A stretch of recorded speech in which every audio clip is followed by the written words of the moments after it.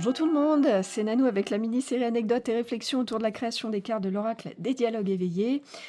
Cet oracle pour découvrir, vous avez une petite vidéo de 4 minutes sur ma chaîne YouTube. Pour vous le procurer ou prendre rendez-vous d'une guidance avec moi, c'est sur mon site internet. Voilà pour toutes les infos.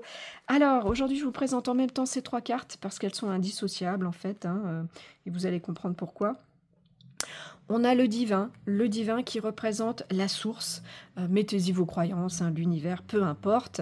Et ce divin, eh bien, en réalité, est composé de ces 2 éléments, la lumière et l'ombre, voilà, le côté négatif, positif, peu importe, mais c'est un équilibre, finalement.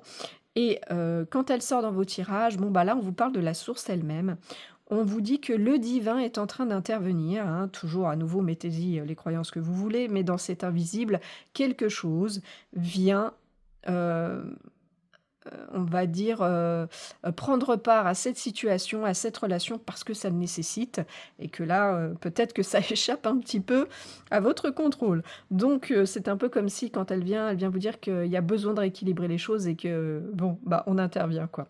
Première possibilité. Deuxième possibilité, elle peut sortir pour vous rappeler que vous êtes une part de ce divin, que vous possédez, eh bien, en vous, un pouvoir créateur avec cette part d'ombre, cette part de lumière et que vous devez en prendre conscience pour agir de manière, eh bien, à travailler, votre vie dans le sens, que vous aimeriez qu'elle aille et on l'espère toujours dans le positif, donc voilà.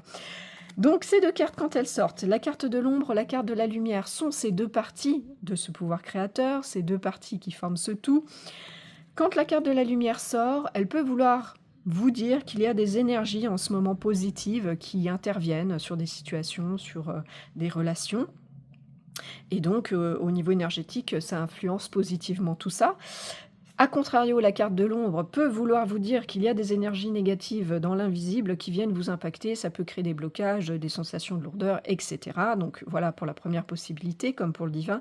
Et deuxième possibilité, on vient vous parler de votre intériorité avec votre part de lumière, votre part d'ombre.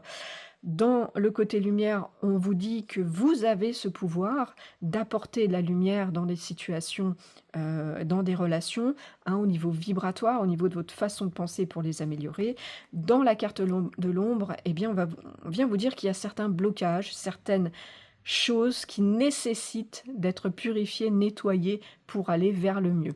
Voilà, bon bah j'espère que ça vous aidera à comprendre ces cartes quand elles vont sortir dans vos tirages.